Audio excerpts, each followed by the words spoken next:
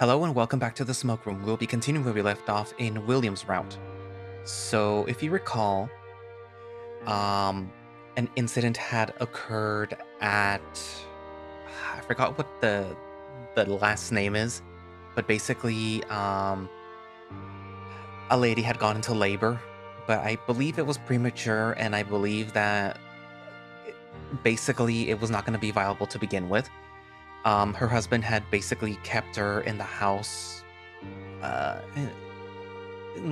psychologically, um, disturbed in a way. And from what I could gather, this was not the first pregnancy that she lost.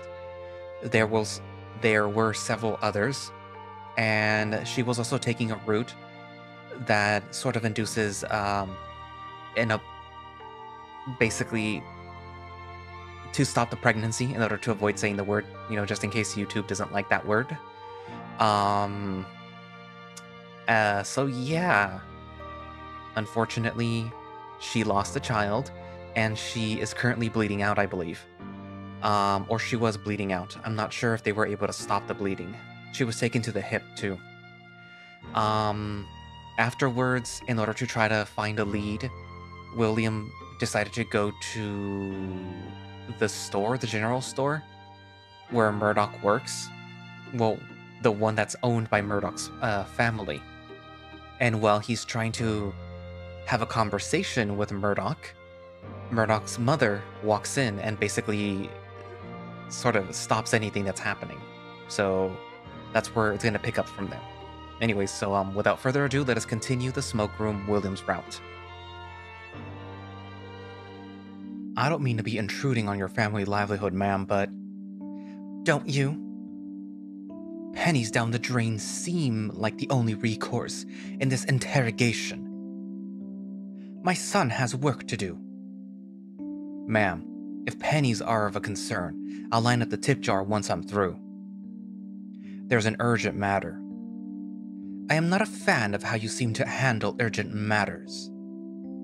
She's just ignoring me. My boy has work to do. Work that won't get him shot. Ma'am, I am investigating the murder of Huxley Green. Her eyebrow rises. Either she's genuinely surprised or she's got a lot of experience practicing. Just peaches. Can't say that I'm saddened by the news. I feel my ears perk up. I get the tingling sensation that violence is in the air. The kind that lets you know a fight is about to break out. It's an unsettling sensation coming from somebody like her. And why's that? I'm certain you know why. Refresh me. She leans against one of the counters, crossing her legs as she balances on one foot. Her words are slow. Specific. The man was a drunkard. He gave Marcy bruises. Spent all his earnings on booze. Barely kept up the house. Something was bound to happen sooner or later. I tuck my notebook into my pocket and scratch the back of my head. And what gives you the impression? She shrugged. Justice, common sense, God's grace. I happen to have the belief that if you do enough wrong, then something will come your way to right it. It's too bad the law seldom does so. Did you know this was going on? Practically all the women in the damn town knew it was going on. Sheriff McKinney knew, but he'd never convicted him, and his snooping only made things worse for Marcy. You knew it was happening too, didn't you? I suspected. The accusation in her voice isn't entirely fair. The Greens have lived on that patch of land since the founding of the town. There's only so much an outsider can do against an insider without rolling up his sleeves and dragging her off to testify against her husband. And she was terrified of being alone as much as she was terrified of being with him. Only confirmed it today. It was much worse than I thought it might be. I'm glad the Reaper got to him first, as slow as you were to act. In the days of my father, society didn't wait around for the right postage to arrive to protect their woman. The men without character wouldn't be allowed near their daughter in their first place. They didn't have to lock them up like mongrels who'd be set loose upon the world again after a perfunctory stretch of time. They'd send the problems out the front gate of the village with nothing but the clothes on their backs and tell them good luck. We have due process now, ma'am. There's that good old fixation on response instead of prevention. Due process means diddly squat to people with permanent injuries and bodies that don't hold a soul anymore. I can never quite decide if I was born too late to live among men of action or too early for the much-needed revision of the judicial process. Marcy will be far better off without the devil darkening her doorway. She might not make it past the morning. Gretchen Burns' brow furrows deeply. And what's that supposed to mean? I mean she miscarried today. The placenta wasn't intact. Her eyes widen and I see the airs about her slip away. Where is she? She's down at the hip. She struts out of the dark room, grabbing her coat on the door handle, and walks away without looking at me. I think about stopping her for a moment. She said plenty of suspicious things, but I mostly want space between me, her, and her son for now. Now that she's gone, is there anything else that you'd like to say? I'm not hiding anything, Will. But if I were, my first step would be to tamper with your evidence. Has anybody done that lately? Your little weasel friend messed around my office. But so was Cynthia. Then again, Sam too. So what? You think Cliff is up to something? Well, that's for certain. Doesn't mean that he's trying to mess with my progress, though. At least not on purpose. That's serious, huh? What exactly has he done? All I know is that his real name ain't Cliff, and that he was brought into town and hired to work on a project for James. The fox's brow furrows. Well, the first part is strange. But over half the town works for Mr. Hendricks. Hardly surprising. Like I said, it's suspicious, but hardly worth hounding him over. Doesn't exactly mean that I want to keep him close either. Are you mad that I invited him to poker night? I'm a little more upset that you took a bullet for him. I told you that he was being followed. He could have died if I hadn't done something. You don't even know him. So what? The way that you see it, you took a bullet for a stranger. The way I see it, my friend took a bullet for a stranger. See how that's different? When you put it that way, I guess. I wish that you wouldn't act like this ain't a big deal. You ain't out of the woods yet. If your shoulder gets infected, there's no cutting it off or burning the sick away. Well, don't get weepy on my account. I'm cleaning and dressing it before and after work every day. I bet you pay good money to see me cry. He snorts. I doubt that I can afford something so rare. I'd also check outside to see if it's hailing. Plenty of things make me want to cry. Have you met my deputy? Cliff complained about him too. That's another thing that you two have in common. I raise my finger at him. Don't start. He shrugs at me like he's innocent. I just figured that if we're all gonna go to the stack tomorrow night, you'd enjoy yourself more if you talked to everybody else more. I talk to Nick and Sam plenty. He crosses his arms and gives me a look. They barely talk. So then it works for me. I feel the strain in my brow and the bristle at the back of my neck. To be honest, I don't even know if that's happening tomorrow. What? Why not? Because today was shit. There's too much that I have to do right now. I've seen worse. Far worse. Just not here. And I know that Marcy and Huxley isn't going to be the end of it. Let's get back to business. I had to ask you, Murdoch.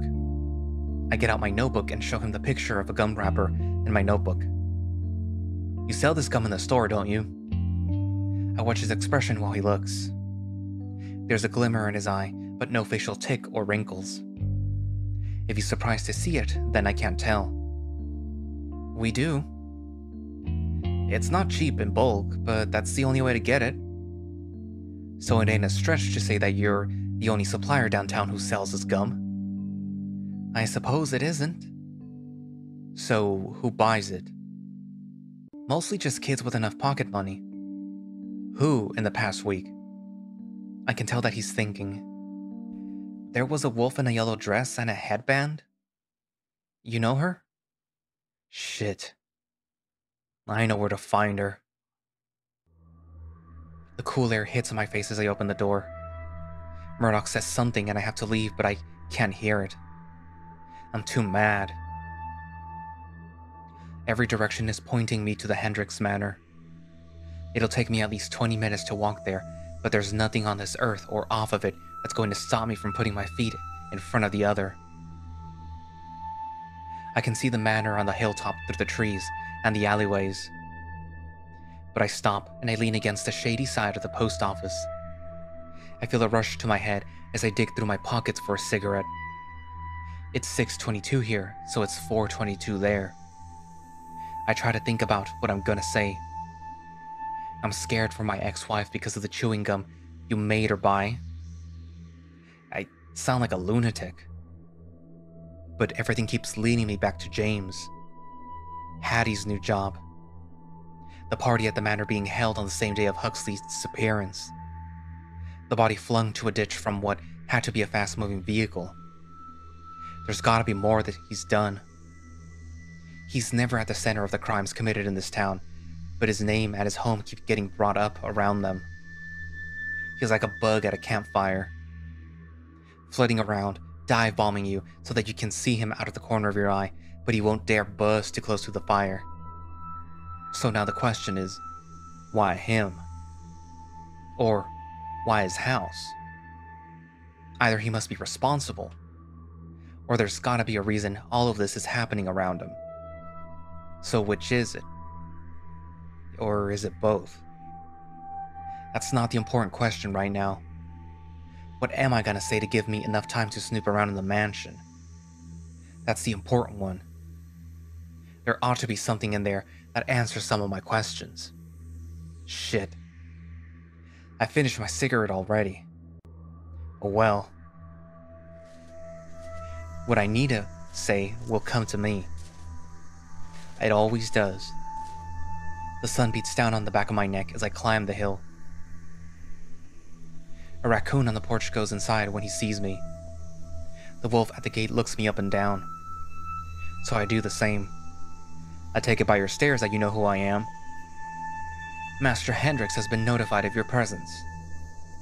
He has a hard look on him. I crouch down on my knees, staring up at him. I toss a pebble. He doesn't look. His eyes stare straight out into the desert horizon. They wander lonely roads and bone-picked fields.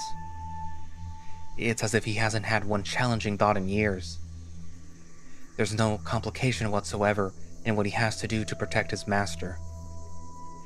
I'm looking at a living corpse who stares back and doesn't see me. Sometimes the officers would get like that in the city too. When you spend your life shambling on, you can forget how to stop. Is this a stakeout, Sheriff? The guard presses a button and the gate opens, letting James stand aside, swiveling on his walking stick. You don't seem like the sort to squat unless you had your paws on your pistol. Everybody likes a little shade now and again, Mr. Hendricks. There's far more of it inside. Shall you come in? That's why I'm here. Good, good.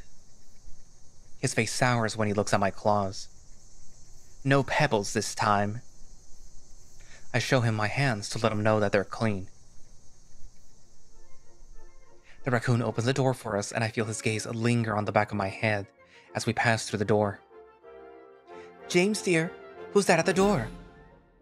The sweet voice of a grown woman calls from the doorway, but the head of a small ram pokes around the doorframe.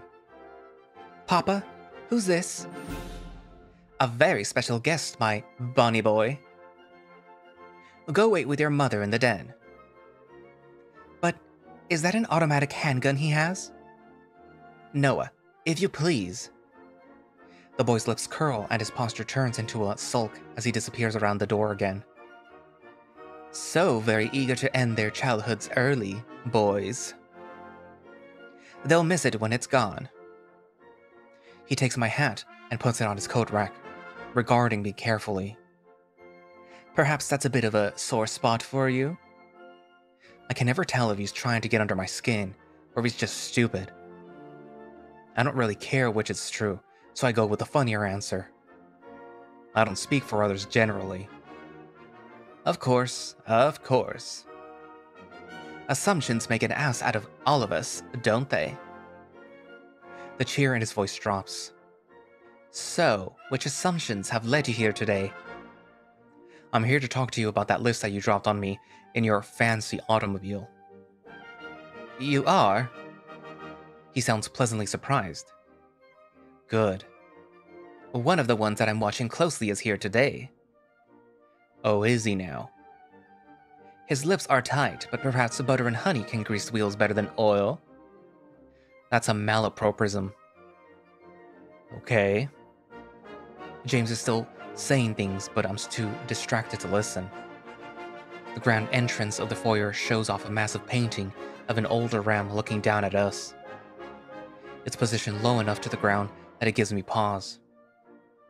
"Before we move on, tell me a bit about that painting." He looks up and smiles. "That painting?" "Yeah." "Well, he's the true lord of the manor."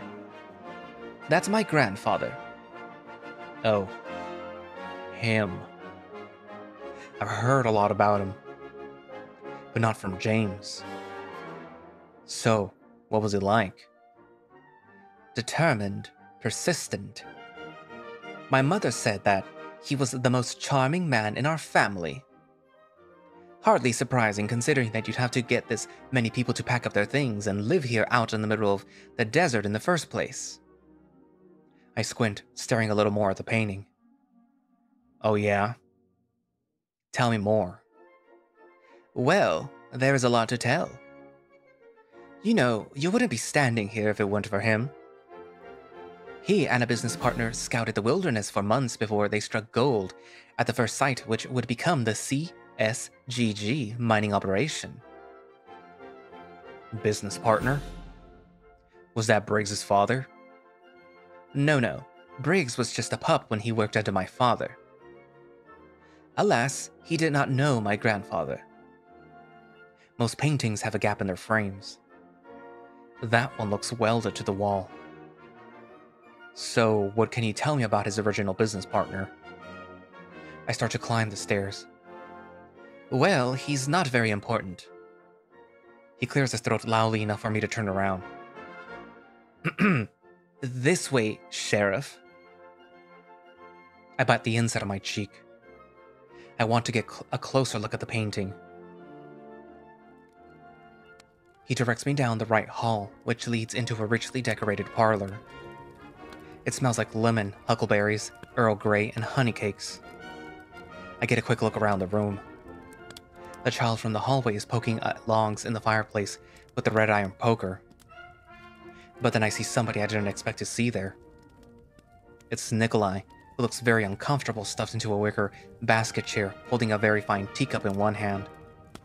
A well-dressed ewe, who I can only assume is Miss Hendricks, is reading a book on her wicker basket lounge.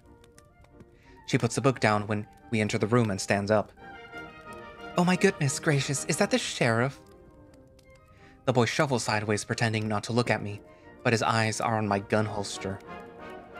Nick turns slowly to see me. He looks almost grateful. "I do hope that we've done nothing wrong." That remains to be seen. I'm just here to talk some business over with Mr. Hendricks. You keep a very lovely home. "Oh, please, sir. I'm just an amateur decorator." The real credit should go to our principled and fastidious staff.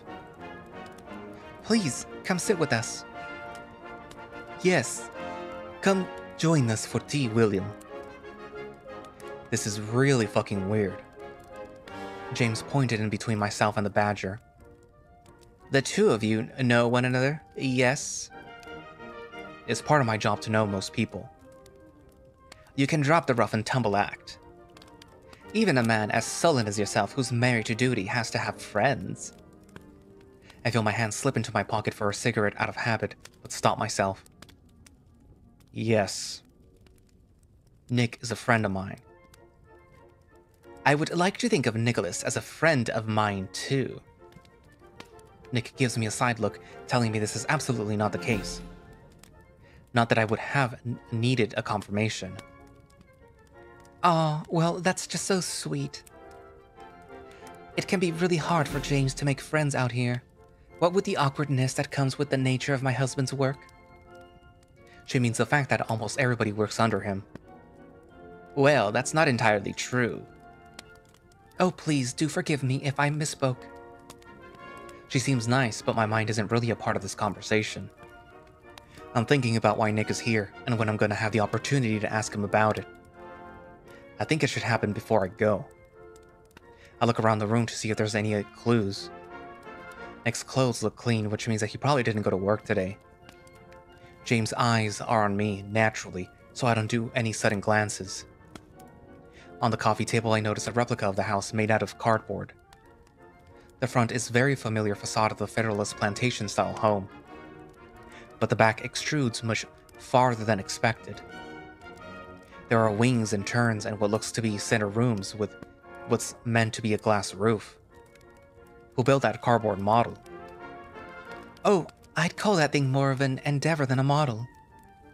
Quite so. What do you mean by that? This is my attempt at scaling the house. I cock my brow at them both. Make it simple for me. My grandfather, the original architect of this house, had many planned renovations that he never entreated to share. Goddamn. So they have so much room up on this hill that they've gone and just lost track of it. You mean he didn't leave floor plans of his house to y'all? If he did, he lost them. Miss Hendricks makes a noise while sipping her tea and shaking her finger. She puts the cup down and wipes her mouth with a kerchief, and then speaks up. But I have a theory that he had no interest in sharing them. Well, he had a great deal of interest in antiquity, but an even greater interest in the late medieval period. You don't say. Take the outside of our house, for instance. The exterior belies a homely manner, but the bones are something else entirely. There are doors to nowhere. Or more like they were clearly doors to somewhere, but that somewhere never got to be built. My grandfather didn't want a manor, he wanted a citadel. So what do you want? Me? Do you plan to take up his work? I've already started plans, hence the maquette. But what's most interesting to me is how committed he was to his heritage. My grandfather grew up experiencing a country full of green hills with expanding ruins. He was a lord without a castle until he came to this country, and he started to build. His vision is certainly unfinished, and I don't need any floor plans to confirm that. There's a lot of convenient deniability in his story. If something were occurring in his house, he could claim that he didn't know about it. What makes me nervous is that I don't entirely think that he's lying to me. This place is huge, and according to the town records, it was huge before his birth. Who knows what he's added or removed to the interior? The problem with big houses is that they were meant for big company. I feel that we have plenty of regular company, wife. Don't you wife me? She crosses her hooves and claps them on her bosom. I just meant to say that most of my family still lives out east, and they're very close to James. It would take them a week just to travel and see me. The only times that we get to see them is late August, when we go off to see the coast. But Mr. Kroll is such a perfect gentleman that I should love it if he kept coming back. Thank you, Miss Hendricks. Please call me Cordelia. So she's lonely then? Lonely people love to talk. Good. This is my chance. I have to lay this on thick, but not come across as desperate. My chances will reveal themselves in the pauses. Ma'am, I'm afraid I have a terrible confession to make. A confession? Nick and James turn to me and give me looks as if they want to know what's going on through my head and what I'm going to say next. First, let me start by saying that before coming to Echo, I worked with the BOI as a detective. Most of my cases pertain to stalkers and agents of foreign interference. But corruption at home became my priority when I caught on the activities of the son of one of the biggest mafiosos by sticking my nose where it didn't belong. His name was Philip Momo Antonoli, but he liked to call himself the Big Momo after his granddaddy. In spite of his criminal acts, he was well liked. I give James a look to make sure that he's paying attention to that. But he's just listening patiently, wearing the false smirk of a soda jerk. Antonoli was a deeply religious man. Most are in those circles, as paradoxical as it may seem. But part of what made him so hard to catch wasn't just his pristine reputation, it was that he rarely conducted his crimes himself. He always had an ironclad alibi. His orders of these violent crimes couldn't be linked to any of the outfits loyal to him. But funny enough, I look around to make sure if the rest of the room is listening. He always left something behind for me to look for. In his case, that something was handwritten notes carried in several copies of identical-looking suitcases throughout the L train in broad daylight. What's the L train? The jewel of the city. It's just a rail train that rides above the street. Oh, how lovely. Could we ride it one day? I doubt that it will run for much longer. Once everybody has access to automobiles, trains will belong in the past just as well as the other elements of antiquity. Back to what I was saying. I can hear the impatience in my own voice, but soften it. His use of the L train made sense because every crime conducted happened within a block of the railway and during service hours. I started riding at prime times and saw the suitcase transfers before the crimes occurred. I didn't even know anything about this man by the time that I caught him. But once I did, every part of society all around me started falling like a stack of cards. People affiliated with Antonoli got busted left and right. This included some of our own on the police force, who later came to hate my guts. My testimony and the evidence that I gathered put a lot of important people away, not just Antonoli. A whole lot of folks didn't like me too much after that. I lost parts of my ear following an ambush, and my wife at the time lived in fear whenever we went outside after dark. If I knew that's what would have happened to us even after Big Momo got arrested, then maybe I would have ignored those suitcases. But I might have gone crazy never knowing who was doing these terrible crimes to my friends and my city when I knew I had the skills to find out. But why bring this all up now? Because I can't shake the notion that there's organized crime in Echo as well. I sit up again to make sure that every last person in the room is hanging onto the edge of my next words. Part of the reason that I'm here is because I'm investigating a series of terrible crimes, and I think I need the help of you folks to get anywhere. Did you say terrible crimes? This is the first time that I hear his son say anything in this room. He's lying on his belly, legs behind him, kicking as he watches me with his head in his hands. I give him a quick wink. Awful ones. Well, let's not go overboard. Please, husband, let him speak. And those are the words that I needed to hear to know that I've had free reign over this mansion. A wave of relief washes over me. Well, it's not like I'm putting a muzzle over him.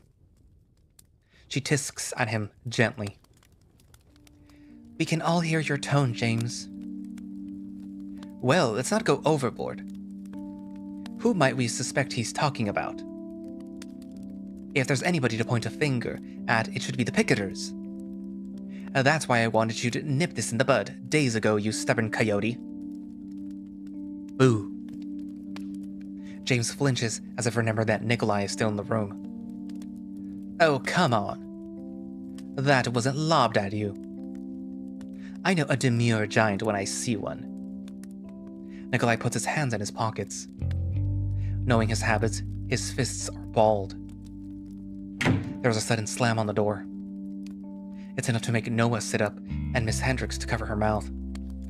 James looks confused for a moment and then looks at his watch. Oh, for the love of. He looks between all of us. I have to take somebody into my office at the moment. Please excuse my absence. I doubt that it will be brief. He walks stiffly to the hall out of sight. Good evening, Briggs. Nikolai stands, putting his teacup down on the coffee table. He shuffles away from the doors and the halls until he hears the footsteps of the two men disappear out the door. Are you all right, Mr. Kroll? Shyness. It's the most bold-faced lie that he's ever told. Well, it's been an excitable day, hasn't it? Could I ask Mr. Kroll a few questions in private? Didn't you want to look around the house? Please feel free to roam the house and ask the staff what you like. Where are we going first? We also have to talk to his ex-wife.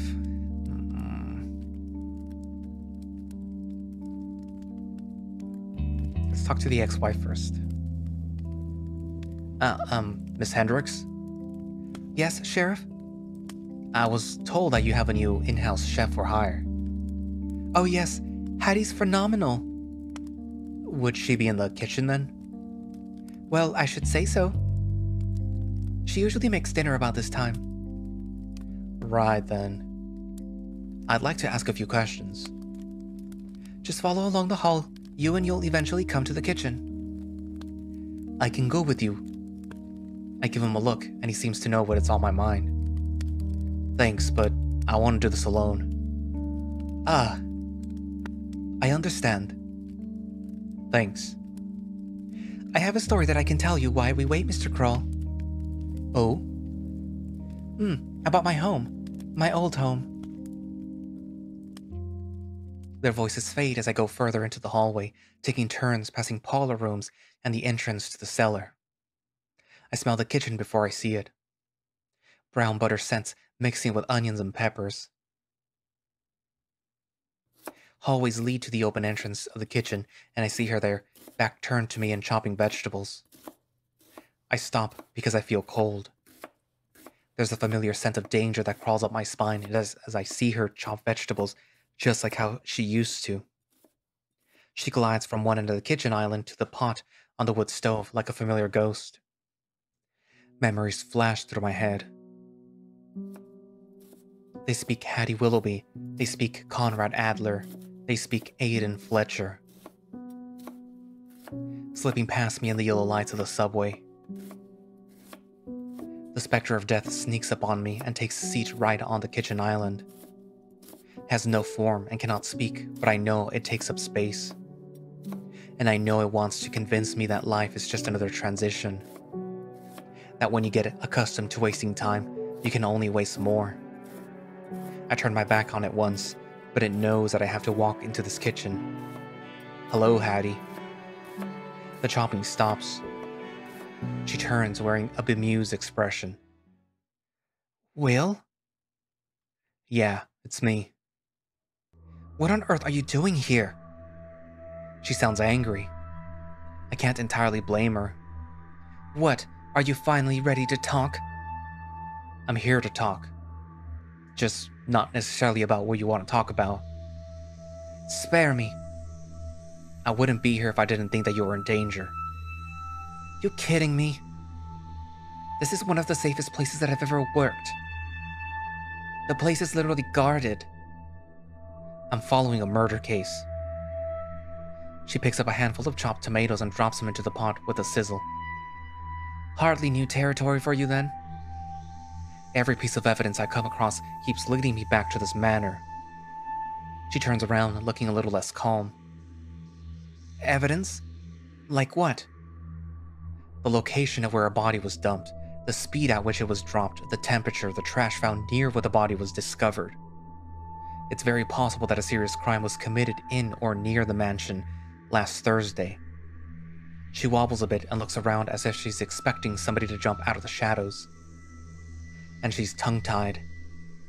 After muttering some gibberish, she composes herself and clears her throat. Well, is there anything that I can do to help you? Did you buy a large stack of Tutti Frutti gum at Red's general store last Wednesday? She shakes her head, then shrugs as she goes back to her cooking. Well, yeah. Master Hendricks likes the brand of gum. It's a popular brand of gum. Maybe in the city where we come from. In case you haven't noticed, here it's a bit of a luxury. Well, sure, but gum can last a long time. I could keep packs of that stuff around for months and get a craving one day and chew a piece. You'd tell me if Mr. Hendricks had you doing anything illegal, wouldn't you, Hattie? She juts her chin out at me as she stirs the pot. Oh, brother. He hasn't asked me to do anything illegal, Will. Just chores, some cooking, some minor housekeeping, and keeping the lady of the house company. Poor dear is completely isolated up here. And you still don't know who put you in contact with Mr. Hendricks, and or why he'd be interested in importing a cook? Nope and nope. Not even a letter? There's nothing? Taste this etouffee. She shoves a spoon in my mouth that's very close to being too hot and makes me slurp on it. It's fine, Hattie. I'm not going for just fine, Will. They're paying me. More salt, more heat. Attaboy. She gives the pot a stir and clanks the spoon on the side. And then she takes a look at me, drops the spoon, and sighs. You know, I'd tell you if I thought that this job was putting me in danger, Will. But it's been extremely mundane. You know, after all that we've been through back home, frankly, I think that I need a little bit of mundanity. I'm just letting you know that I think that there's going to be trouble for you here. Even if we manage to outrun our old enemies. Your enemies, Will. The only thing that I ever did to those crooks was marry you. Unfortunately, that's enough. They see the family as one unit. I wish that you would take a page out of their book then. I feel myself getting frustrated again. I would never treat anybody I'm with like a mere extension of myself. It's not sweet, nor loving, nor romantic. It's just the most traditional way for somebody to unperson you. She looks a little taken aback, but then she goes back to her pot. At least tradition doesn't sound so lonely. It was for me. She juts out her chin again. So then, why do you still seem to care about me? I exhale. They don't want us to smoke in the kitchen, do they? No, but I certainly wouldn't want you to either. Stop evading the question. I'll tell you when I either have nothing else left to lose, or when it's safe to. And there's more than 1,000,000 miles between us. For all your flaws, you were always honest, Will. She turns the flame down low. There is something strange that I found. Come on. She leads me around a corner and into what looks like the opening of the basement. Besides the door, there is what looks like an old vanity cabinet. She opens one of the drawers and what I see shocks me. She pulls out the biggest collection of hand mirrors that I've ever seen. What? I know what you might be thinking. Miss Hendricks must be an eccentric to own all these hand mirrors. Nah. She doesn't know that they're here. But why are they here? I was hoping that you could tell me. Please get back to me if you can figure it out. What the hell? Anyways, I'm on the clock still. I have a dinner to prepare. If you need to find me again, then you know where I'll be. She leaves me with my thoughts in the cellar. The closer she gets to dinner time, the more likely Mr. Hendricks will come home and limit where I can look. I make my way back to the living room. Nick and Miss Hendricks seem to be in deep conversation when I return. Did you make it to the kitchen all right? Not a lick of trouble, ma'am. I should spend the rest of my time wisely. Where am I going to next?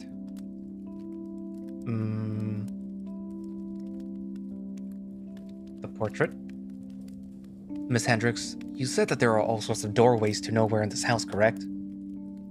Well, I believe so. You don't sound very sure. Well, some of the doors lead to passages that the servants use. Elmer, the butler, would know about that, but I'm afraid that we don't speak so often. But I try not to get in the way of the servants, and after dark, the mansion gets too strange for my liking. Strange how? Well, there's voices of people that I've never heard before. And there's noises that I've never heard before at any other place and time. What kind of noises? Sometimes it's like a quick scratching, scrambling.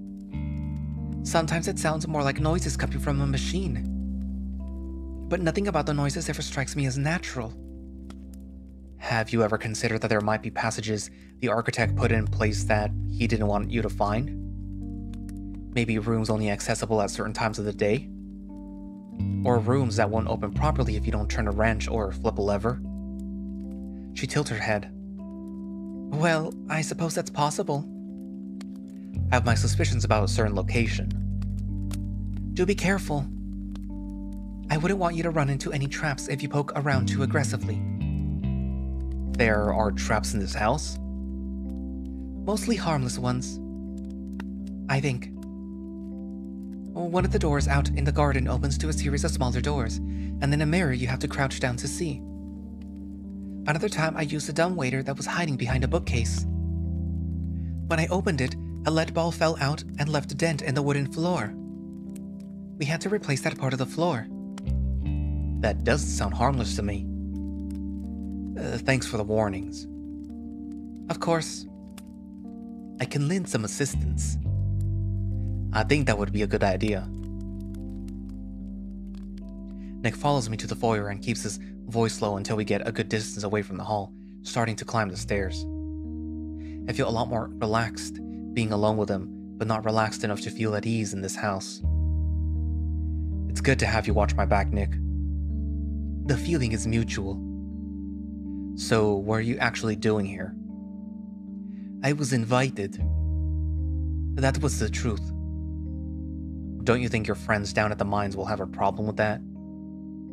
On the contrary, they encouraged it. The whole point of our movement is to keep negotiations open. But it is not like I could have told them no, even if they didn't approve. He is my boss. I exhale. I get it. But the union isn't why he's interested in me. Huh? Is that so? I am certain. If not that, then what? What he is interested in is Samuel. I inhale a bit of my own spit and start coughing. Sam? I sputter a bit and Nick hits my back a few times with the back of his palm. Are you alright? Let's not change the subject. What does he want with Sam? Sam's not important, he's just Sam. I know.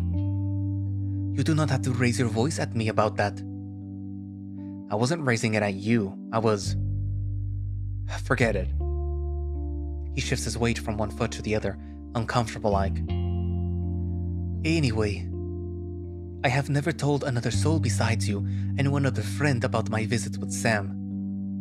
But somehow, he knows. He has asked me a good number of details about Sam's habits and preferences. He wants to invite us both to luxurious distractions and lavish meals. I do not think that he knows that he's spending more time with you lately than me yet. Well, isn't that partly your fault? He grits his teeth. I am not going to talk about this now. Well, good, because I'm not the one that you need to talk about it with. He already has Hattie and Andy wrapped around his finger. If he finds out how much time I'm spending with Sam, then I'll bet that he'll try to control Sam because he thinks that he'll be able to control me. Then he'll be able to get away with anything. I really hate this man. Well, he won't be getting any tea parties out of me. Yet, here you are. Shall I go grab you a macaroon? I'd rather guzzle piss. Don't you drink instant coffee? That is already piss. I'll drink whatever wakes me up, so long as it isn't out of one of his teapots. As long as you admit that you are a piss drinker. Isn't the tea too rich for your blood anyway? Not when you are friends with Huxians. I need something quick and strong. Also like piss. Let's stop talking about piss, Nick. You were the one who started it. Anyway, we reach the top of the stairs. I knock on the wood next to the painting as hard as I can without making a dent. At least, not a big dent. There's a deep, vocus sound. You hear that? Yeah. The walls directly behind us are hollow. And you look closely at the gold and black paint on the side of the frame. There's hinged. The painting opens? Yeah, but I'm not sure how or when. What do you mean, when? Some buildings can have clockwork mechanism to make doors and passages usable at only certain times of the day or at certain conditions. Do you think that that's the case? I can't say for sure, but I think it's unlikely. Systems like that are generally noisy and need to be maintained. If they're truthful about not understanding the house, which is yet to be proven, by the way, then a mechanism like that would have broken a long time ago. There's probably a more simple way to open it. Might only work on one side or have a hidden switch somewhere. Are you going to try to open it? I don't think that there's time to poke around like that. I want a general overview of the mansion before I fiddle with any potentially dangerous bits. Let's go back to the living room for now. Okay. Miss Hendricks is still there, flipping cards on the coffee table. Back so soon? Briefly. Now, where else is important to check? I've got a bad feeling that I don't have a whole lot of time. Well, the only thing left is to ask a few more questions in the living room. Aside from the noises and the strange doors, is there anything else odd about the house that I should know about? Well, I would like to know where an occasional smell is coming from. A smell? Well, yes, but it's not a smell that lingers like a foul miasma. It comes and goes. Like a wave at the beach. It's just instead of feeling a force that makes you float, you smell something. Smell? What exactly? She looks away as if thinking, opens her mouth before shutting it, tapping her chin. Burning. Burning what? Wood? Plastic? Just a very deep, very powerful smell. I almost want to say the burning scent of everything imaginable. But there's a fatty smell. Almost like bacon fat. There's no chance that that's coming from your cook. No, the kitchens are vented. And those scents tend to linger then fade. These are here, then gone. Mommy, I'm bored. I'm sorry, sweetie. Papa has plenty of nice books that we can read together. Would you like me to pick one out? Maybe later. The young ram brushes against me. He's looking down at my gun again. Now he's actually going for it. Whoa, whoa, whoa, whoa. That's not for you. I push his hands away and he freezes. He looks embarrassed, like he didn't think that he was going to get caught. Then he stops and looks up at me. Do you kill people? Noah, don't ask him that. I scratch the back of my head. This is real awkward. I do my best to make sure that doesn't have to happen. He stands on his tippy toes and wobbles his head. But that's not answering the question. He stares at me a bit, wiggling his lips like he's not entirely sure how to make the right sorts of faces for adult situations yet. Yes, son, I've killed people. Wow. I wait for him to follow up on that. But he doesn't. Frankly, I had expected him to say a little more than just wow. Who exactly is teaching you to talk like that? He frowns and shakes a bit. Well, you're Andy's papa, right? I exhale. Something like that. The outside of his cheeks are red. It was his idea. Oh, was it? He said that he'd tell me more stories about the army if I could get a hold of it. But we're just playing around, mister. That's all. Then you should play with less dangerous things. These aren't toys. Okay. Mama, I'm gonna go play with my blocks now. Okay, Noah. Please make sure to play safely. She looks very worried, but twice as tired. Children. They're little people who don't know that taking a weapon from a sheriff isn't a smart thing to do. Yes. And so much personality for a body that size. Miss Hendricks sinks into her chair and lets out a sigh. Sometimes the things Kid asks you are the scariest thing that could happen in a day on the job. But I probably shouldn't spend much more time in the living room. I need to make sure that I can learn as much as I can.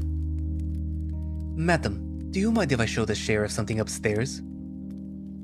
There's something that I think he should see. If that's the case, then please, help. Do your best to help him. Lead the way, Nick. He leads me back to the foyer, and we're in front of the portrait again. He looks behind his shoulders at the hall and the front door before he speaks. What shook you up? What do you mean? There's more strain in your voice than there was before. Well, I handled the talk with Hattie less than perfectly. She is your wife, yes? Ex-wife. So you are concerned for her? More concerned than she is for herself, I fear. He hums. It sounds like you still want to input on her decisions. You do not get to do that anymore. I know. But I don't want to just stand by and do nothing either. I know that she's in some kind of trouble. Do you really think that she's more where she was than where she is now? Some creeps found her apartment, but she could have relocated instead of coming to me. We have a better chance of not getting tailed if we keep away from each other. Have you considered that she could be completely safe and the only reason that she was brought here was to bother you? Well, I know at least part of it was meant to bother me. So, is it not working? Is this supposed to be helping, Nick? Yes. You have to figure out how to keep it from bothering you. That is the only thing that you can do when somebody has power over you. I'd feel a hell of a lot better if justice in this country carried out its function. We both know it often doesn't. You alone can't be the arbiter of that. Okay then. So, what can we do right now? First, you want to find out if she's actually in danger, yes? Yes. Just check his office. James's office? Yes. It is the first door to the right at the top of the stairs. And how do you know that? He told me earlier. That sounds like a bad lie to me, but I don't think that I need to press him on it. Won't we need to get a key if we want to look? Let's just turn the knob first and see. I do not think James is careful enough with evidence to lock his office. And why do you figure that? He is not the one to think that he is doing anything wrong. Still, you think that he has to know tons of people don't like him. I don't actually know if he does. I shake my head. Let's go ahead and try it then. We climb up the right side of the stairs and reach the second floor hallway. The first door that we see, I give Nick a look and he nods. So I decide to turn it. And it actually does open. You kidding me? I told you. I shake my head again and press through. There are files and letters spread everywhere. There looks to be some measure of order to them by the ways that they are spread. And the bins are full of paper. I can't believe that he doesn't burn these. What should I sort through first? The trash bin? There better not be any gum in this basket. There is. Just think of it like holding one of his kisses in your hand. Disgusting. The top of the pile includes letters from relatives. It's not clear to me why he's tossed handwritten letters from his family, but there doesn't look to be anything special about them. There are quite a few letters from Briggs. All of them seem to be just 1 or 2 sentences, formal and strictly business, mostly about costs and replacement equipment. And then I see a parchment that looks a little more fine. I suspect it's going to just be another letter from their extended family on the East Coast. But it's not. I stare at what's between my fingers. You went quiet. Mostly because I found what I was looking for. He looks over my shoulder. So, what are you going to do about it? I don't suspect showing her this would be enough to convince her to leave. I rip a piece of it off and leave the rest of it in the trash. But I just want to keep a piece of it. The file cabinets? I don't suppose he leaves his file cabinets unlocked either. I try to open it and then the door is stuck. Well, at least he has some sense. The keys are in the top cabinet. So they are. I feel a bit secondhand embarrassment when the keys do in fact work and let me in. There's various files about taxes, company protocol, and deeds. But there's a particular flashy folder with dark paper and gold paper stamped into it. At first I expect it to be something important, like the deed to the house. But what I see is more of an illustration. That's James's face in highly rendered, loving detail. Company script, 10 cents. Oh, for the love of God. I can't make up my mind on this being hilarious or devastating. I wanted to see it for my own eyes. Are you saying that people know about this? Yes. But how do you know? The secretary at the CSCG tells us everything. He showed this off at his party last Thursday. Well, no wonder people are pissed. I thought it was just a mix of his general cluelessness and his grandfather's reputation. If he gets approval to do this, it will destroy the economy. That means trouble for the hip. Trouble for all of the merchants, too. This little piece of paper puts a target on his back for the whole goddamn town. At least it gives me more information into what's going on, but Jesus fucking Christ, this son of a bitch. I have to muffle myself before I choke to death laughing. Nick, I'm about balls to the walls hysterical. Good. The world needs to know that this man is crazy. I'm terrified about what we're gonna find next. The folders.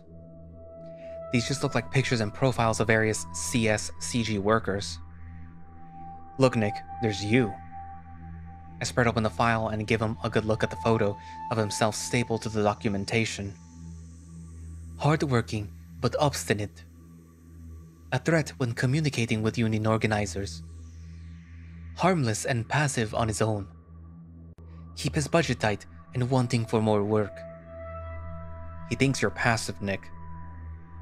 He walks away and shuffles through more file cabinets. Good. Nothing here that we didn't already know, I presume.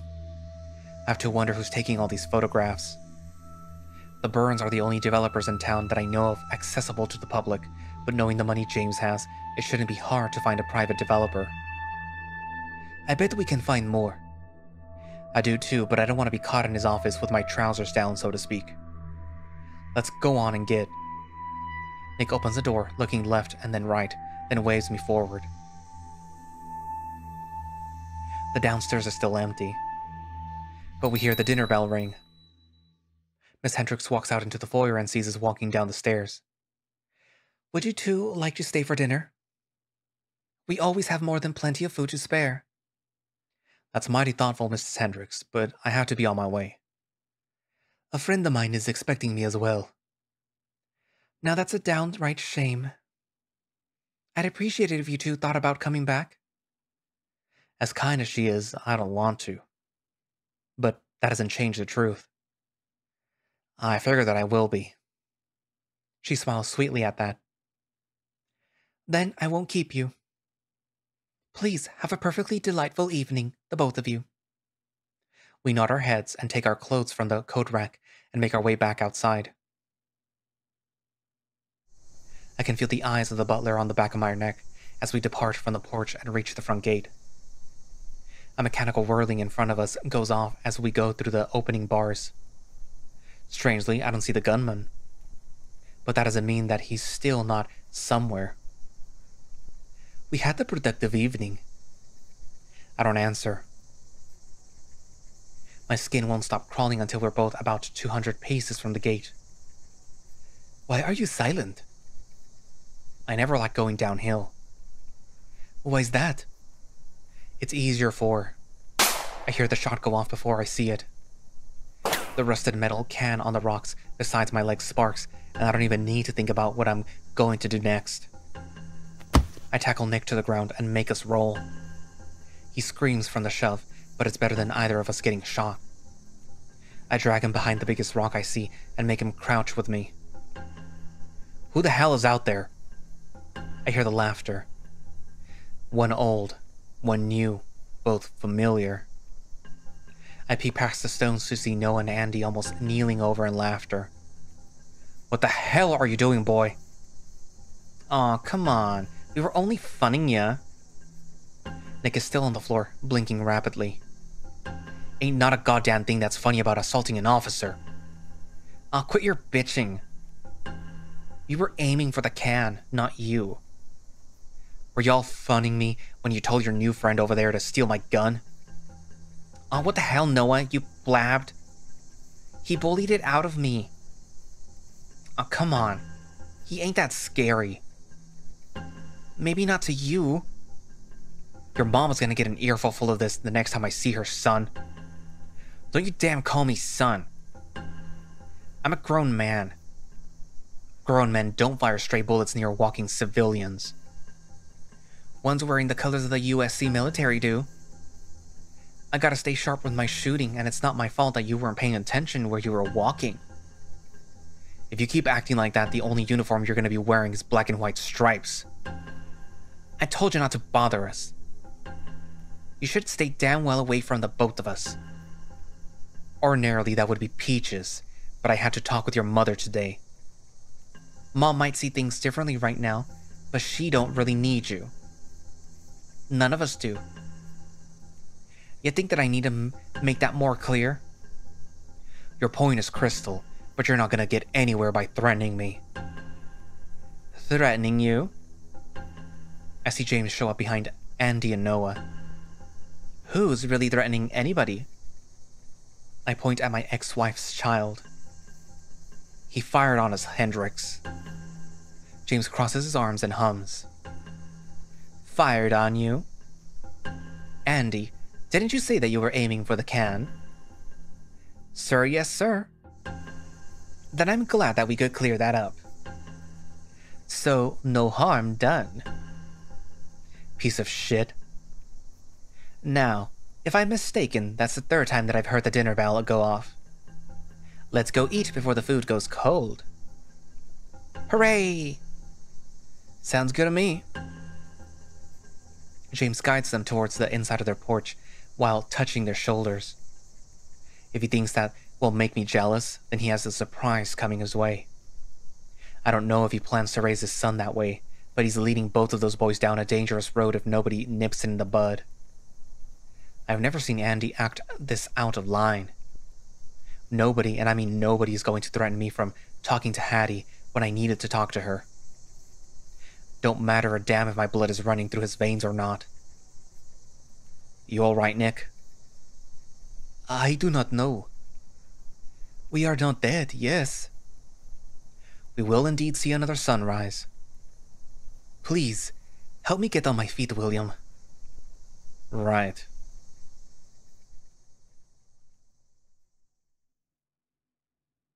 I'm used to being covered in body fluids any day of the week, but I'm still not used to blood.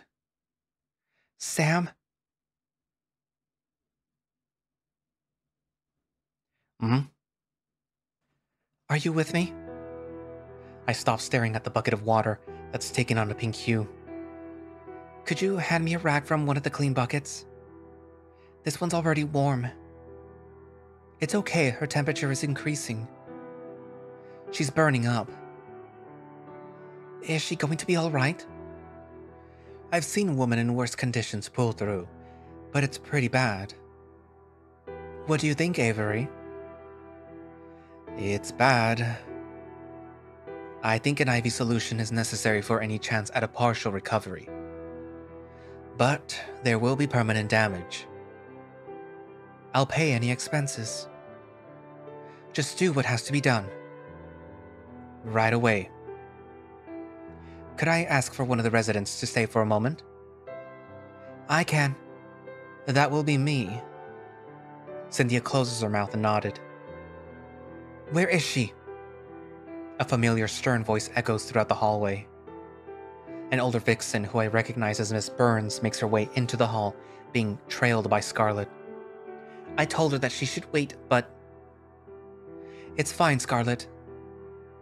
Let me see her. The madam makes a quiet gesture with her hand, and Miss Burns stands over the bedside of Marcy Green. Her stiff face slackens to a look of remorse. What happened to her? From what I can tell, complications in delivery, long-term may have led to sepsis. From just one delivery? This looks like several. From what the police have told me, more than 10. Her head snaps to the madam. More than 10? Oh, that beast. She doesn't have to worry anymore. We'll take care of her. Yes, we will. What will you provide to the cause, Gretchen? Well, what do you need? Money? Assurance. On? That you will go through me and the doctor before giving any more girls in the community dosages. She looks like she's about to argue, but the madam gives her a look so intense that the vixen recedes. She claps Marcy's paw like she's a daughter, stoops over her, and kisses her forehead once before wiping away a tear. Okay. Good. Nothing we've said leaves this room. That goes for everyone here. Me, Cynthia, Avery, and Scarlet all nod, and she draws the curtains over Marcy's bed, leaving only the outline of her silhouette and the doctor's. Let's go do some laundry, Sam. Your clothes are a bit of a mess. A bit of a mess? He looks like he's the Ripper. What went on at the Greens? A lot. It's a bit of a long story. And tossing your scants around in grey water is such a high-intensity entreaty? Tell me the taciturn details, love. That's it. I'm coming with you. Both Cynthia and I refuse because we're so worn out, but she doesn't really take no for an answer. So the three of us huddled around the laundry room barrel, rolling over soiled clothes over the washboard, and I tell them both what happened. What in the name of creation was going on in that awful house? Miss Burns must have known to some extent, right? I doubt to that extent. She's provided plenty of medicine for us, and I've never seen it go sideways like that. She shakes her head. 10, though? One just takes a toll, but 10? It's unbelievable. That man of hers needs more than an earful. He's dead. Too true, my ducky. I am ready to march on his property meself and give him a hosing down that his mother ought to have done years ago. I mean, he's actually dead. She looks at me and tilts her head. Since when? Since Thursday. His head's been cut off. Both she and Cynthia look shocked. That might be a thing worth knowing. You didn't think the sheriff would go spreading the great news? Adler's too busy spying on us and making deals to do his job, I wager. That's usually how things go for a sheriff in this part of the country, though, innit? Next one through the revolving door doesn't tend to be much different. Hopefully, this one won't be sent away in a casket looking like Swiss cheese. But he was doing his job. He announced to the widow first. Soon after, she had her emergency. Then where is he now? I don't know. He had to chase the lead, but he made sure Marcy was taken care of. And he just zoomed off, leaving you alone? With the otter? Her tone is sounding more and more incredulous as time passes.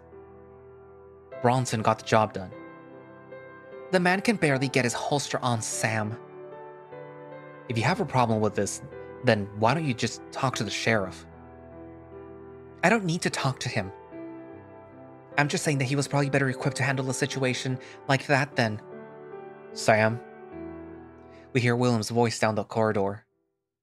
Looks like it's time for me to pack it up. Let's touch bases again soon, lovelies. She leaves the doorway and lets a one-note giggle as she bumps into William in the hall and clambers past him. He looks at me and then he breaks into a legitimate smile. Oh, Sam, you wouldn't believe it. He stops talking when he sees Cynthia still scrubbing the blood out of our clothes, glaring at him. Would you mind if I borrowed Sam for a moment to talk? Will. Well, now that you ask, as a matter of fact, I would. He blinks. I'm sorry? This is our washing room.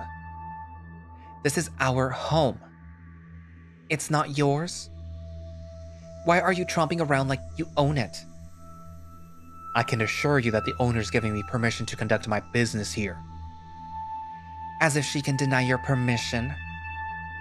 You're the sheriff. Quite certainly, you haven't forgotten this. I don't know what this is about, but I don't want to get in the middle of it. So, it looks like the two of you should talk. I'll be in my room when either of you have finished. Goodbye.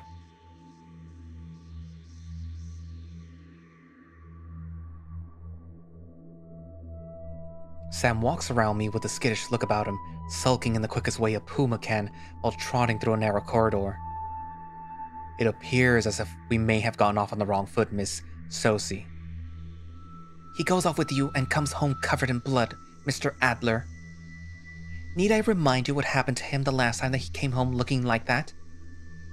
I can't really say that I can talk about that. She cackles with a ferocity that only a short, yappy woman beset with equal amounts of rage and determination can muster. Yeah, I'll bet you can't. I don't know why you're going on about Sam. Sam's fine. Maybe he doesn't have any cuts or bruises this time, but he sure does look like he's aged 10 years. Sam's a grown man. You ain't his mama. Didn't say I was. I knew that you weren't as smart as people think that you are, but do you really think that I'm just mad about Sam? Did you even care about what was happening to Marcy? I'm not a mind reader. But surely you had to know something. That man gloated day and night about Marcy, and I don't see you getting involved until it's far too late. The kinds of crimes that we thought Huxley was doing were more of a fine than a jailing, and we find them plenty. I can't just break into anybody's home and dig around when I suspect any sort of foul play. They'd put a rope around my neck in the middle of the night. Then how about you spying on all of us and using our private lives for who knows what seedy purpose? I nod my head, feeling the anger start to well up. So, you're the one who messed with my desk. Prove it. You practically confessed. I don't gotta prove a damn thing. She looks me up and down and snorts. You gonna arrest me, big man? I'm well within my rights to. Then are you gonna do something about it then? Or is that just another bluff? This is escalating out of control. I need to work with her, not against her. Why can't she see that's all that I'm trying to do here? That's enough. This is a ridiculous conversation. From now on, stay out of my way and I'll stay out of yours. Gladly. But if you're going to keep stealing information from us, then I'm not going to make it easy for you. It's a good thing that I love a challenge. Excuse me. We both jump when we look at the doorway. The Batavian stoat is just standing there, smiling. How long have you been there? I'd like to know as well. Well, I would have interrupted sooner, but you both seem to be in the midst of a quarrel.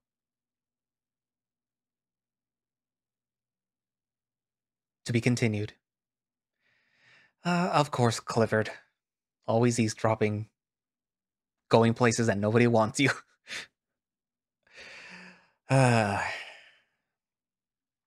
Stu. If you have read Echo, the main story, or the original story, I guess I should say, then you should know by now that when things start to heat up in the story, that's usually when the hysteria or whatever it is that's ultimately building up is building up, or is close to building up, I guess is a good way of saying it.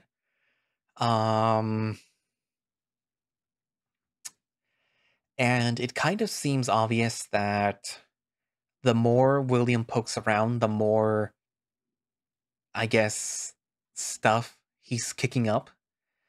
And by stuff, I mean the bad stuff.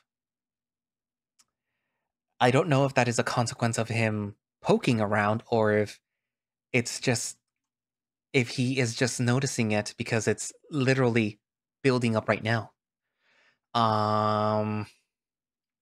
It's interesting to note that in this route, and I believe it's Murdoch's route. Yeah, it's Murdoch's route. In Murdoch's route, Samuel notices that the air smells like ozone, and it just feels weird. And in this route, in William's route, William has noted that he kind of feels like there's tension in the air, and like people just want to pick fights right now.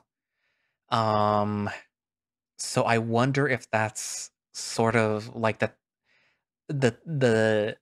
thing in the town picking up. I say town, but really it's like a city right now. The echo of this era is a city. The echo of Echo the story is a dying town, and the echo of Arches is a ghost town. But yeah. So again, when I say the town, I really mean the city, at least when I'm referring to the smoke room. But yeah. But yeah, that's my feelings right now on what's happening. That what what William is noticing, what Sam noticed in Murdoch's route, is things ramping up to the eventual, I guess, I don't want to say climax, but I guess it's like when things like really kick off, like in Echo, when people just went crazy and started fighting and burning and looting and everything, like, and killing. And I think this is what's building up to that moment. If I recall correctly, it's supposed to be a thing where um the somebody's gonna get hanged. Obviously it's not Sam because he survives, but perhaps it's one of the companion characters, or perhaps it's someone. Technically, each route is happening at the same time as each route, like it does an Echo, meaning that even though Clifford takes you out of the city and takes you to the reservation, everything that's happening right now that you saw in William's route is still happening while the Cliff, Sam, and Murdoch, and Doc Avery, and the horse, I forgot his name, are on the reservation. And everything that is happening right now is also happening when you're Sam with Murdoch, and when you're Sam with Nick. You're just seeing different points of view depending on who you pick. But yeah. Anywho, so I wonder if the story or each round ends up with the same ending or if they each have a different ending depending on who you pick. That would be very interesting to see when the story finishes. Anyway, but write down in the comments what you think, and thank you all for watching / listening. Depending on how I edit this will either be 2 episodes or 1. If you would like to play the Smoke Room yourself and play William's route yourself and then change some of the options because this story is kinetic in a way to a certain degree. Or if you just want to play somebody else's routes, even though I kind of have them all right here already. But if you want to play them yourself, just go ahead and, do it. By going down to the link in the description to the Echo Project Twitter page, which will link you down directly to the itch.io page. And if you would like to support the project, which is, the Echo Project, which has all these lovely visual novels, which include the Smoke Room, Glory Hounds, and Know Your Role or Play Your Role. I forget what it's called. I should read that sometime too. And which also includes Kamiya and Ad Astra Intera or Interia or whatever it's called. You can do so by going down to the link in the description for their Patreon, where you get early access to the builds of all these visual novels as they're coming out. And sometimes you get behind the scenes for certain visual novels too. Like this one sometimes has behind the scenes for like the major CGs. Glory Hounds, I'm not really sure if they post anything there. They sometimes don't, because by the time that they release the Patreon version, it's basically done. That's the one perk about Glory Hounds, that by the time I get to see it, it's basically done. So I get to record it ahead of time. But yeah, for Kamiya and Intera, those do post works in progress CGs though, and sometimes you get to see new characters before they're introduced in the actual story. So yeah. Anyways, so if you got the money and you would like to support Echo Project, then do so. Also, if you have some extra change and you want to give me money, I do have a coffee, and I would greatly appreciate it if you give me money. It will go into buying a new computer, which I am trying to do right now. I might be able to do it soon. I'm literally saving up every single penny that I have, but when you guys donate to the coffee, it goes to that. It goes straight to that. I have like a fund, like, where literally every single penny that I have extra just goes into that, and I can't touch it until I have the exact amount. But anyways, so yeah, I guess that's it for now, and I will see you guys in the next episodes. Bye bye.